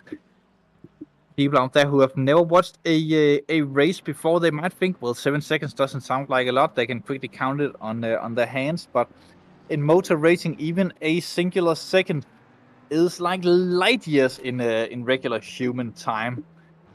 But for us racers, 1 second, that means night and day. When we spend hours and hours and hours of practice, I've personally sometimes spent 6, 10, 12 hours of driving in practice mode just to find 1 or 2 tenths of a second per lap. And that just shows how much time that these drivers put into practice and preparations for these rounds. It's all about how confident you are in the car. Of course, in conditions like this, you also need to take into account how good you are in the rain yourself and stuff like that, and track knowledge also plays a part, of course. But we probably will see a different picture of the order of running when we go to Zolder in 2 weeks' time for these tier 2 drivers. Of course, next week here on the Simsport Racing International YouTube channel, we will be live once again with the tier 1 of the Simsport Racing International GT3 Championship for season 2024 when they go to Zolder. That will also surely be an interesting race, as Zolder are one of my personal favorite tracks to drive at, as there are a lot of tricks that you have to do around the lap to extract maximum lap time. It's somewhat easy enough to drive at, not that easy to make the overtake on, unless if you can do these small tricks that gain you so much time. These small tricks, they are also very risky to do. If you miss a turn in by just 10 centimeters in many of these corners, then you will run wide, and because of the speed that you're taking the corners with, then you're very likely also to get one of your track cuts there. Speaking of track cuts, we haven't mentioned it all race, except for very briefly with the drive-through earlier on. But getting 3 track cuts, that's the limit that you can go to. If you get the 4th track cut where you have gained a time advantage, that's when you get the drive-through penalty. So if you have the 3, that's, well, when you get the first one, oh, well, that wasn't too good. Second one, maybe I should start thinking about what I'm doing. Third, then you need to stop cutting the track and drive as safe as possible. When you get the 4th, you'll get the drive-through penalty that will easily lose you up to 20 seconds of time, especially in a race like this. And if you're looking on the running order in the left-hand side of your screens, then you can clearly see how much 20 seconds could be easily 1 to 2 positions. When you go further down in the top, then you could go from second and you could drop all the way out the top 10 almost by having a drive-through penalty. As we see Blitzman there running wide in turn, that'll be turn 5, I think. 1, 2, 3, 4, 5, yeah. Blitzman going wide in turn 5 in the 669 McLaren. Also a good livery he runs in that car. Quite distinctive with the Apple-ish or Macintosh, I would almost say. style livery, quite vintage PC sort of stuff if you're into that kind of thing. Asking YouTube if there's a driver of the day. Just looking at Barlucci is being mentioned. Maybe Hop. He is struggling so hard. Well, oh no, not Frank. Well, Frankie kept it going. Barlucci is not a bad shout out for driver of the day, as he's been doing quite well in this race and leading the AM category, not putting many feet or hands wrong in this race, up into 4th overall, as well as Bornelia gets the drive-through penalty. That's for the track cuts I was just talking about a few seconds ago, but he's likely only to lose 1 or 2 positions off of that. Stugvevard gets turned around. It's going again, does the typical mistake of putting too much force on the throttle when you're trying to get the car back on track, and does a little bit of a spin once again. Does manage to rejoin safely, it looks like. Yeah, that's the I think that's Conway that's catching up behind him, about to lap him as he just goes out of the way completely. Good sportsmanship there from Stugvevard, not getting in the way of the other drivers. Matt Pryor still in 3rd within the Mustang, doing a stellar job with Conway directly ahead of him in 8th position. Conway also within the somewhat time area of Carl van Horn. If Van Horn makes a one of those mistakes where you go wide into a gravel trap, then Conway could potentially get close enough to try the move, but very, very difficult to say from these angles. But time-wise, it looks like he is close enough for that. But Matt Pryor not done yet.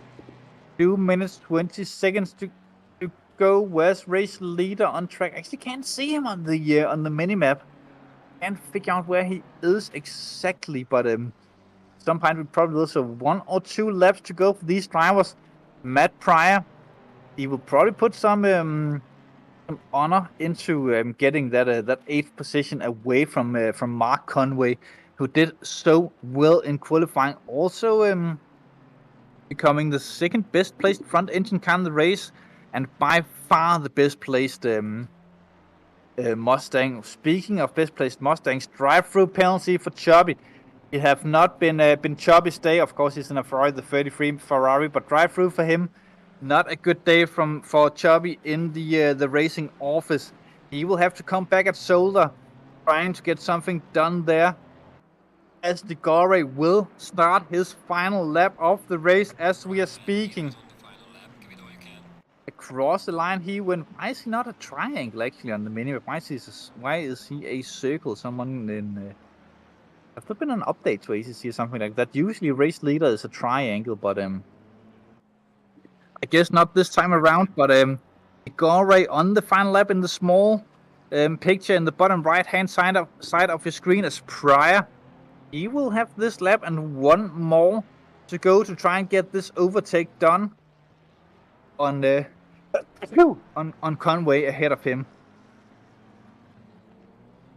Conway not getting very good there, late on the throttle onto the start-finish straight. This could be Pryor's chance for glory. On the final lap, they will start as we are speaking. Could Conway potentially get that? Does look like that Conway had to lift off through the front corner, but into the slipstream Conway goes, or at least Pryor goes on Conway. Sorry about that. But Pryor does look like he could potentially have the move into turn 1.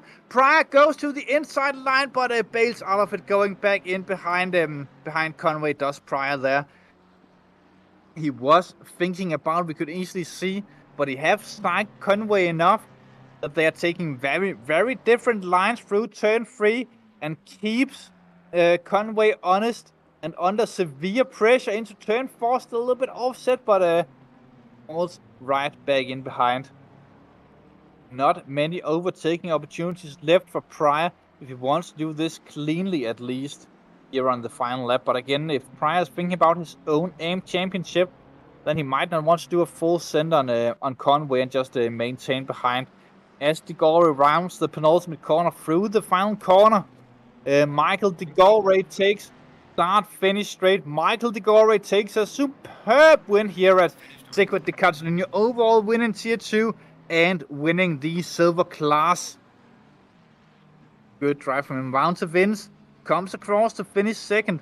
Great drive from Franz van Linden. If it gets confirmed, yeah, that's confirmed in third position, rounding out the podium overall. Barlucci seems to be taking fourth and first in the AM category with tons behind him.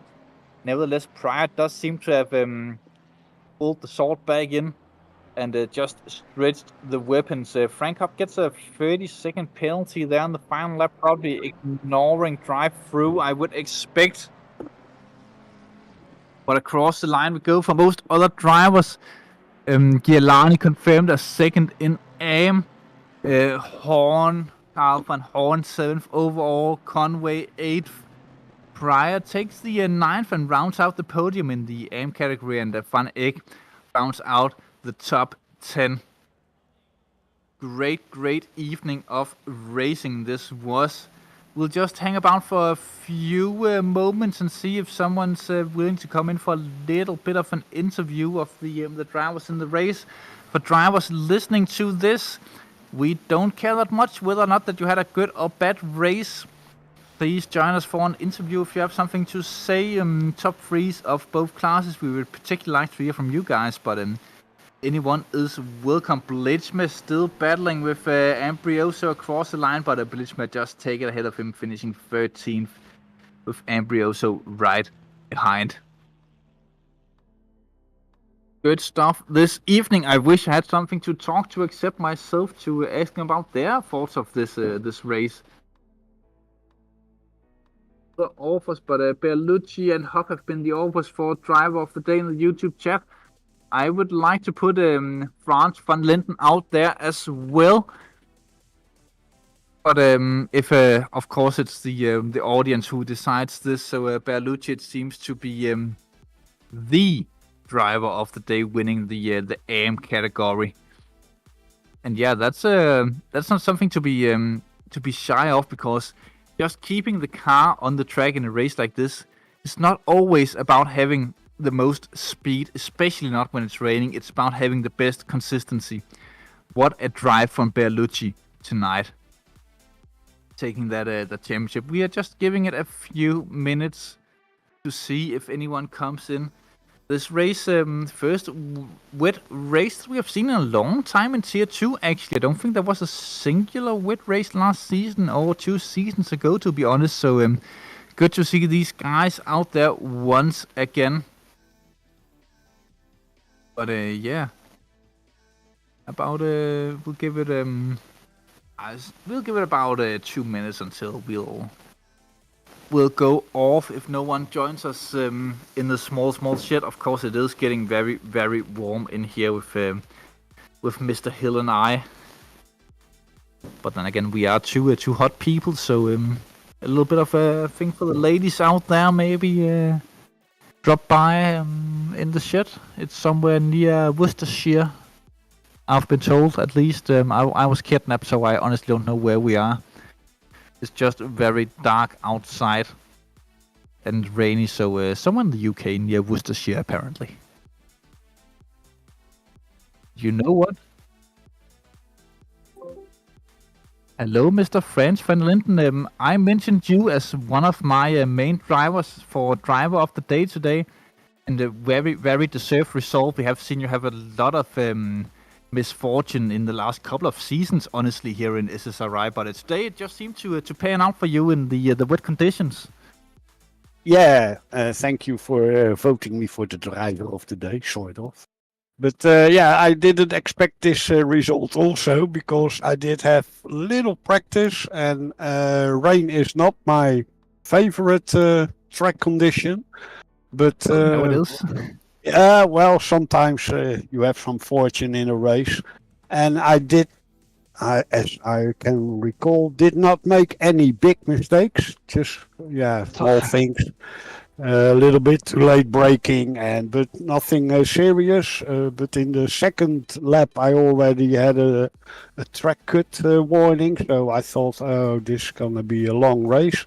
But after all, I'm very happy with the result. And as you said before, the last season I had some bad races, but nothing regards the other drivers. But if you start in the middle of the pack or in the back, then it's so hard to have a clean race. And for now, it was good. And I think I started something like ninth or something, and I had a good start.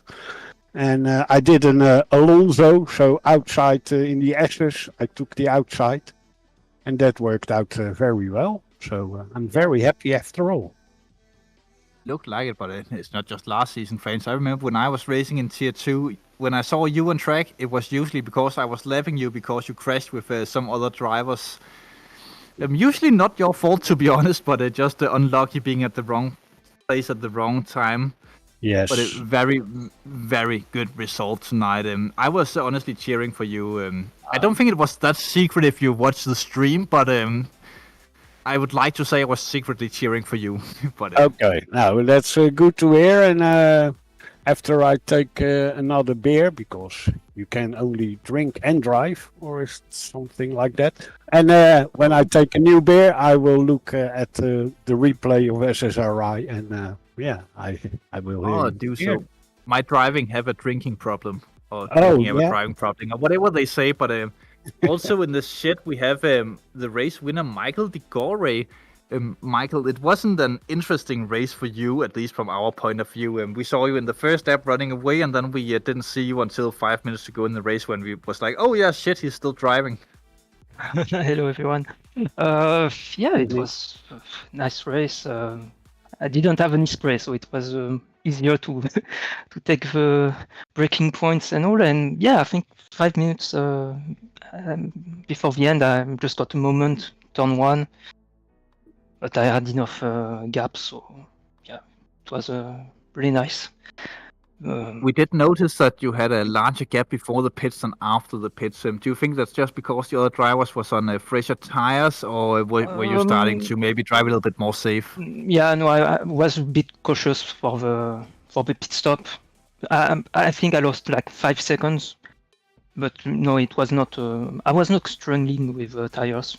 It was just not making any mistake for the pit. So yeah. Yeah, well, that's the thing when you have a large gap that you drove out quite a. I'm not going to sit here and say you did it easily, because I know how it is driving in these conditions, but it did look easy when we saw pictures of you in the car, except for the ones that are going on the highlights at the minute. But it did look like that you had the race under control. But were you thinking about having that big gap when you came into the pits and you could take it more easily? Used to be. Yeah, with 10 seconds, it was okay. I think. Yeah. I think it was. I don't know what to say. It's that with 10 seconds I could go a bit slower and just bring it. Just playing it safe. I didn't. Unfortunately, I didn't watch the race last week for Tier 1 or 2 weeks ago for you guys, but I do expect that a win tonight will put you quite nicely in the championship considerations. I also remember last season we talked a lot about you when you were on track because you were quite fast. Are you? Would you put yourself out there to say that you are a championship contender after a race like this? It was. If you're not saying it, then I'm saying it. I don't know. It was with rain, so I don't know in the dry if I am that fast. I think the aim is top 3, but yeah, I have no idea if I can drive like this in the dry. Yeah. Before we round out with you, Michael, thoughts on the next race at Zolder, a track that not many sim racers like to go racing at, but very fun to hot lap if you ask me. How do you feel about Zolder? It's really a technical track. Yeah, I don't know of the Ferrari handles. Let's see. But I like the track, to be honest. It's very challenging, so yeah. Are you putting definitely some practice? Are you putting extra practice into qualifying there as it is very difficult to overtake, or just the regular practice? I think regular practice, to be honest. Well, I guess we will see how that pans out in 2 weeks. That was race winner Michael de Gore. I hope that I pronounced that correctly, by the way. No problem. If not, then thank you very much. It is what it is. But speaking of drivers who was mentioned today, our Estonian friend of Henry Tons have joined us in the small shed as well. Henry, did you have quite a few good battles and good overtakes, but how did you find the conditions out there today? Honestly, the conditions saved the race for me today because, like I said last week, Barcelona is definitely not a track that I like to race at. Technically, my first race here, didn't get to do any practice along the week, just hopped on an hour before the race. So I am pleasantly surprised with the result, and I'm just taking all the points I can get. And of course, the rain. And it looked like you had some at least some fun battles with other drivers. But coming back to the rain aspect of things, how did you find Circuit de Catalunya in these conditions? Honestly, better than dry conditions. You might hate me for that opinion, but it felt much better simply because you just had to concentrate that much more on the track. You think you have some special skills and adaptability since you could pull a result like this, or? Honestly, don't know. Haven't had that many rain races, but I do consider myself to be a consistent driver at least. So who knows? Maybe that helps out in the rain. So hoping for more rain races.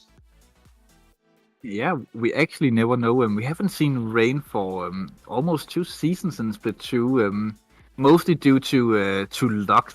Some would say that it haven't rained, some would say unluck, but yeah, it's going to be an interesting season moving forward. Tons, how do you feel about your chances at Zolder? It's a track that not many people like. Personally, I love it. I love it as well. Small, if you put the hours into practice there, if you take the small risks, that if you have done enough practice, then it's no longer risks, but if you do those small things, then you can gain a lot of time. But if you do it wrong, then obviously it's quickly a track cut there. Do you think that you have time to perfect these things, or is it just under the skin, basically? In that case, in Zolder is gonna come down to experience, because I feel like that's one of the tracks that I definitely had the most time with. It's like I said, it's one of my actually favorite tracks to not only drive but race on as well, since every small mistake can just mean that much, and it's great for building consistency and just good door-to-door racing, especially with the limited overtake options. You just take what you can get, and you can definitely get creative on that track. So are you putting extra effort into qualifying practice when we head on to Zolder to secure a better grid slot to maybe get us some advantages in the race? I mean, I hope I have the time to do that, but we'll have to see. 2 weeks is a long time, and hopefully I can get something in. If not, then thankfully I do have, like I said, some experience under the seat, so hopefully can just get a good qualifying position with that as well. If not, then we'll just, I guess we'll have to see what happens in the race.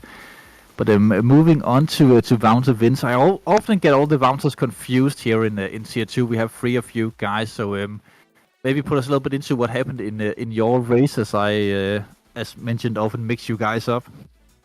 Well, just call me the Lexus Wouter then it's okay. I was gobsmacked that I was I could keep up the pace with the fast guys in practice, and the quali was also quite okay. Completely didn't expect that one, because on the dry I sucked big time last time I tried the McLaren on Barcelona. Yeah, and the start last week, 2 weeks ago, my race was really crap, and this time everything worked out, so surprised me completely. I could keep up with the big boys. Just Mikael, he was just a tad faster. The first part was quite fun. I had some battles with Carl and Mark Conway. I did outbrake him by accident. which made him go on the sand on the outside, I think, so he lost his position. And after that, I noticed France was at the end coming closer, so that gave me some worries, but I could keep going without making mistakes. So yeah, I'm very glad with the result. Speaking of outbreaking people by accident, we did see a lot of times in this race that it seemed like when coming into especially turn one, that when the drivers were side by side, they sort of played chicken, that no one wants to be the first on the brakes, and then both cars flew on into the runoff area. Even without contact, they just both misbraked them. Did you find that as being a situation as well, as that you were using the opponent car as a brake reference? When they brake, then you would just try to pull it just 2 meters more? No, because I knew that would end up in mayhem, or no, that wasn't the way to go. I actually kept my brake markings sometimes a bit earlier when I was close to a car, just to be sure not to tag the car and take him out. So no, the thing with Mark was he made a mistake in the long turn, and towards turn 3, I to my surprise, I was next to him on the inside, and I just missed. You have to brake even earlier, and apparently it wasn't early enough. But those risks in turn 1, like for instance, no, that wasn't worth it doing. So no, didn't do that.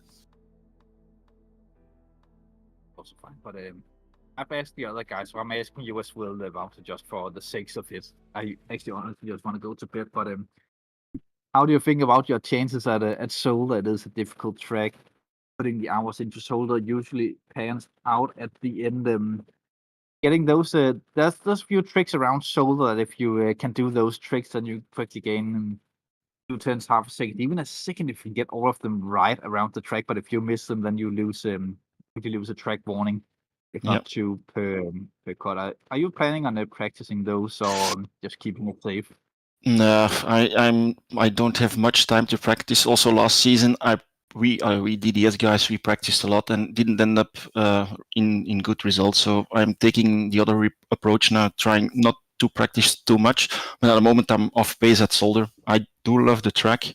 In reality, well, didn't drive it, but I visited already as virtually. So I'm looking forward to it. But if it's not raining, I don't think I got high chances to end up as good as today. If it's raining, perhaps. But so fingers crossed for rain. Yeah, we'll have to wait and see next week in the Belgian weather. But do you have any remarks to round off this good broadcast on before we go into black screen or blue screen or whatever people call them these days?